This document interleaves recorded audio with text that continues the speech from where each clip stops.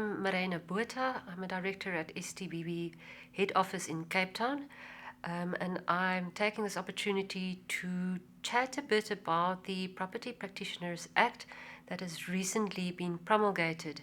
It's not yet in operation, but it's likely to come into operation soon.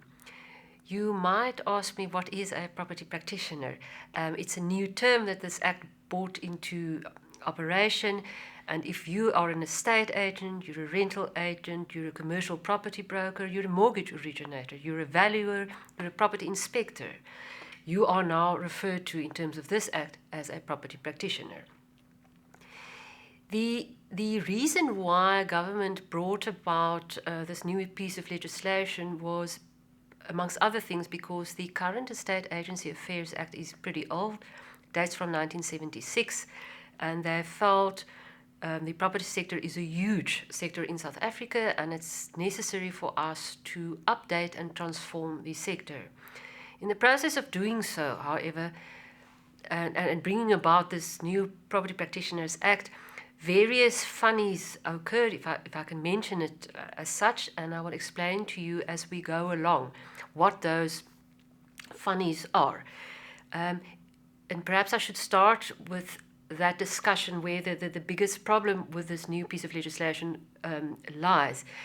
The idea initially, one gets a feeling when you look at the legislation, was for the draftsperson to sit behind his desk, take the current 1976 Act and redraft it, modernize it, bring it into line with requirements at present, and make it more transformative.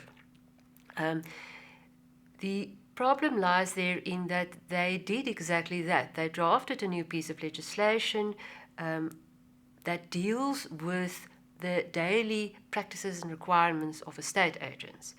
But in the process of doing so, they used the old definition of estate agent as it was in the old Act, and they expanded on it quite dramatically to include, for the first time, commercial property brokers, mortgage originators, valuers, property inspectors, and the like, broadening the scope of people who now fall under this piece of legislation.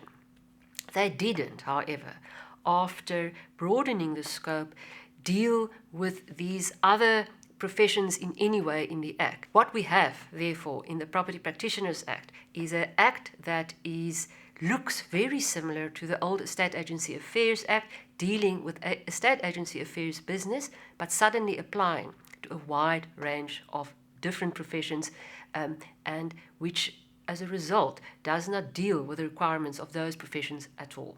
So if you are an estate agent or a rental agent, life is slightly different, but not so different as before. But if you're a mortgage originator or any one of the other new professions brought in under the Act, life is going to change a lot for you because it's brand new regulation that you have never had. So what do we have? This is a short talk. I can't go into too much detail, but the essence of the changes or the new things are simply that they plan to disband the Estate Agency Affairs Board, which people refer to as the EAB, to disband it totally and to replace it with a Property Practitioners Regulatory Authority. The interesting thing, and perhaps also slightly concerning about this new board, is how it is supposed to be made up. In the past, you had an EAB that was made up of professionals in the estate agency profession. It was a smallish board, but they were professionals in that single profession. Now they've given a maximum amount of 12 people who can sit on the board, but they must be representative, not only of estate agents, but of all the other professions now suddenly grouped under the definition of property practitioners. So they need representatives on this board. And in addition, the requirements say you have to have on this board people with legal knowledge, people with financial knowledge, people with knowledge of the housing sector and supply of redistribution of homes to people. It makes it a very tight combination to get enough expertise across all the professions now included on that committee. What they did further was to rename, not replace, but rename the Fidelity Fund Authority, and it's now called the Property Practitioners Authority. As before, I have to apply to that authority for a FFC, Fidelity Fund Certificate, and I'm not allowed to practice if I don't have such a certificate. I have to pay annual fees to this authority, and once I pay my annual fees and submit certain documentation, will I get my FFC, my Fidelity Fund Certificate. Estate agents, rental agents are used to this obligation. The new people that's brought in under this Act have never heard of this before. They've never been required to have Fidelity Fund certificates, and it's a problem that the Act didn't differentiate or distinguish which property practitioners are required to have Fidelity Fund certificates or not. Surely one would think that if you're in a profession of receiving money or deposits from the man in the street, Fidelity Fund certificate is necessary. But if you don't, there's probably no reason for it. Why should a property inspector, for example, be required to have a Fidelity Fund certificate if he doesn't deal with funds from the public? Be that as it may, at present, the way that the Act reads, that is a requirement. And perhaps a side note is that the regulations to the Act has not yet been published. Perhaps they create the necessary exclusions there, and one can only hold thumbs and hope it happens. The other aspect that the FFC now addresses is the fact that in the past it appears that there is a lot of problems with agents in the process of receiving their yearly Fidelity Fund certificates. They say they pay and the certificates aren't issued to them, and it causes a lot of concern. If you read the media, you'll see that the State Agency Affairs Board on their side say that there are no delays, but it appears that there's a miscommunication between the two. A good thing, I believe, that this Act has now suggested is that you apply as per normal for your Fidelity Fund certificate, and the FFC then has 30 days in which to respond to you. If they haven't responded in 30 days, you are deemed to be in possession of your Fidelity Fund certificate, which is wonderful. So if you did your homework, you submitted what you were supposed to submit, you paid your fees, your annual fees, and 30 days later you haven't heard from the authority, you can go along, you can practice your profession because you are deemed to be in possession of your Fidelity Fund certificate. Having said that, again, I just want to reiterate, it's not only the state agents I'm speaking about now, it's all the new people who are brought under the umbrella of property practitioners. It's my commercial property brokers, mortgage originators, valuers, property inspectors, and the like. The further thing that is very, very new in this Act is for the first time they establish what they call a ombud, a property practitioner's ombud. It's a brand new body that will exist, and that body's function is to make it easier for the public who have issues or complaints, disputes with a property practitioner to ask the ombud to adjudicate on it, first by way of mediation, if they can resolve it in that way. The interesting thing is that the Act specifically says that property practitioners themselves can, if they have disputes between them, can also refer it to the ombud for regulation unless if both parties agree. If both don't agree, then they have to go to their own authority and resolve the dispute there. What makes it interesting again, and it's always necessary to go back to this point, is this is a property practitioner's ombud, and it is for anyone, any man in the street who has an issue with a property practitioner as defined. In other words, be it with the mortgage originator, be it with a commercial property broker, be it with a valuer, be it with a property inspector. All of them, if the man in the street has an issue with or a dispute with that practitioner, they can refer it to the ombud service.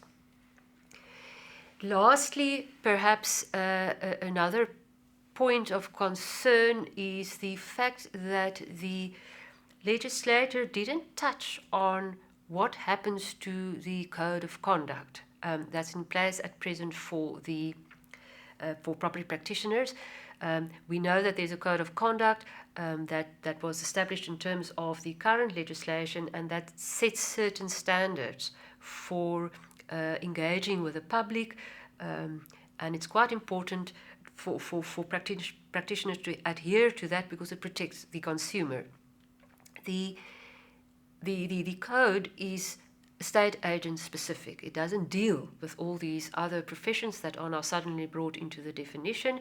It's estate agent specific. So one would hope, again, if the regulations come out perhaps, that the legislator will indicate that they're going to recreate codes of conduct, but specify it to deal specifically with the industries involved, so that estate agent's code of conduct won't be made applicable to a mortgage originator or to a property inspector or the like.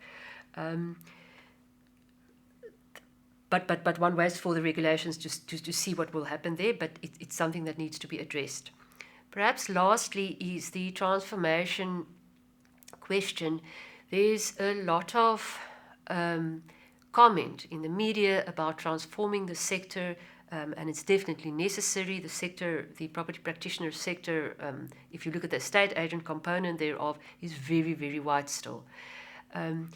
The EAAB has issued various notices that they will give previously disadvantaged people certain exemptions from complying with exams or paying fees, and it's caused a lot of disruption in the market because people feel, please transform, please do what you can do to transform the sector, but don't lower education standards, because in the long run you only you cause damage, you cause potential harm for the man in the street, the one who is receiving these services. However, the legislation itself, what it does with regards to transformation, appears to be little. It speaks of transformation a lot, and it sets up a transformation fund where certain monies must be funded to assist transformation, but practically how that transformation should help is scarce. There's not enough detail in the legislation. The one thing perhaps that's interesting there and that hinges on that transformation issue is the new requirements they have for issuing of fidelity fund certificates, because they say apart from the usual documentation that you must submit plus payment of the fees, you must now also have a certificate to state that your tax affairs are in order and a BEE compliance certificate. The details of this compliance certificate that an agency and or valuation agency and other practitioners, what the requirements are, what levels are to be met, is not indicated, but it is probably aligned with the sector charter that is available, and that means that if you earn over 2.5 million rand income in a year, you fall into the sector that you should start making having a certificate made available.